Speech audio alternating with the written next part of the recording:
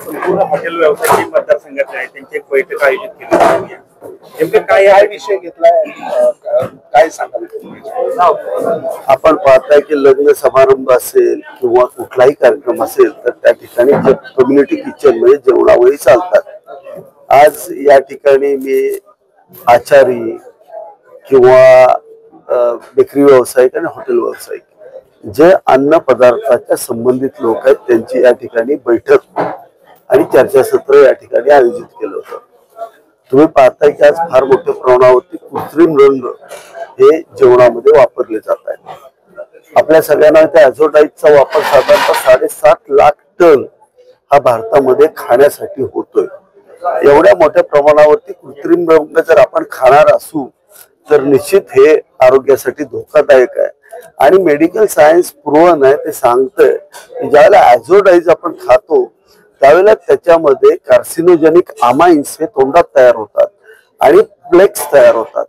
ज्यावेळेला तोंडामध्ये फ्लेक्स तयार होतात तेच फ्लेक्स ज्यावेळेला आपल्या रक्तात जातात त्याची गाठ तयार होते. त्याला तुम्ही काय म्हणता, एंजिओग्राफी केल्यानंतर ब्लॉक्स तुम्ही पाहता तर ते फ्लेक्स जे असतात मॅक्झिमम 90% काय 95% जे असतात ते तोंडात झालेल्या फ्लेक्स जे असतात.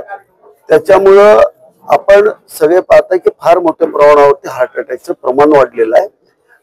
आम्ही माझ्या मतदारसंघामध्ये आरोग्यदायी अन्न सर्वसामान्य जनतेला मिळालं पाहिजे म्हणून आज हा मेळावा घेतला होता.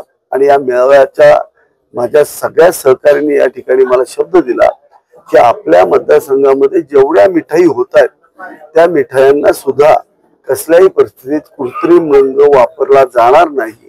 किंवा ज्या ज्या ठिकाणी आज आमच्या जेवणाचं कुठं समारंभ असतील त्या ठिकाणी सनसेट येलो असेल, सिट्रस रेड असेल, जे कलर PPM मध्ये सुद्धा वापरायचे नाहीत अशी बंदी आहे, असे कलर आता वापरले जातात.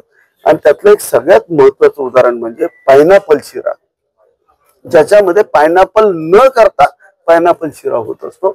अत्यंत घातक विषारी अशा पद्धतीचं ते खाद्य तो रंग आहे.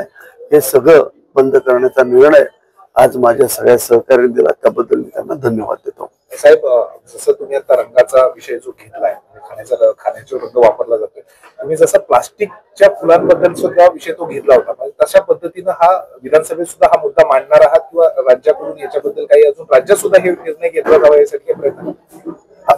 मी याच अधिवेशनामध्ये अर्धा तास चर्चेला हा मुद्दा ठेवला होता, परंतु माझा तो मुद्दा पटलावरती आला नाही. पण येणाऱ्या अधिवेशनात मी हा चर्चेसाठी मुद्दा घेणार आहे. 7.5 लाख टन सुमारे 5,500 कोटी रुपयाचे कृत्रिम रंग आपण खातोय. आणि FDA ची मानांकन जर हे रंग वापरण्याची पाहिली तर एवढी स्ट्रिंजंट आहेत, तरीही आपण त्या रंग 1000 पटीनं जास्त आज मिठाईमध्ये टाकताना पाहतोय. साहेब, ते अजिनोमोटो एक प्रकार आहे की ज्या चवीसाठी वापरला जातो, ते पण शरीराच्या दृष्टीने घातक आहे, तर त्या अनुषंगानं काही अजिनोमोटो सिक्वेस्टर्स आहेत. आता तुम्ही पाहताय जे कोल्ड्रिंक आपण घेतो त्याच्यामध्ये जर तुम्ही नेमप्लेट्स पाहिले तर त्याच्यामध्ये सिक्वेस्टर नावाचा प्रकार आहे. सिक्वेस्टरचा अर्थ काय? मेटल आयन एकत्र करणारा पदार्थ, बाइंडर. सिक्वेस्टर म्हणजे एकत्र करणारा. हे सिक्वेस्टर ज्यावेळेला आपण पितो त्यावेळेला रक्तात गेल्यानंतर ते मेटल आयन्स आणि कॅल्शियम एकत्र करतो आणि हे जे फ्लेक्स आहेत ते तोंडामध्ये बर तयार झालेले आहे ते आपल्या हृदयात जाते. ज्या ठिकाणी रक्ताचं स्पीड कमी असतं ते म्हणजे हृदयाच्या धमन्या, त्याला कोरोनरी आर्टरी म्हणतो. आणि जे मेंदूला रक्त जातं ते कॅरोटिड आर्टरी, त्याच्यामध्ये रक्ताचं जे स्पीड आहे ते कमी केलं जातं. आणि मग हे जे जिथं स्पीड कमी होतं त्या ठिकाणी हे ब्लॉक होतात. या पुढची भूमिका कशी असणार आहे? तर मी प्रयत्न करणार आहे. किमान माझ्या हातात एक आहे, मी साधा आमदार आहे.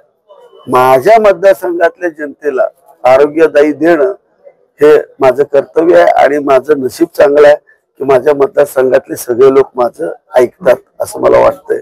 तेव्हा किमान मतदारसंघापुरतं तरी मला करायचं.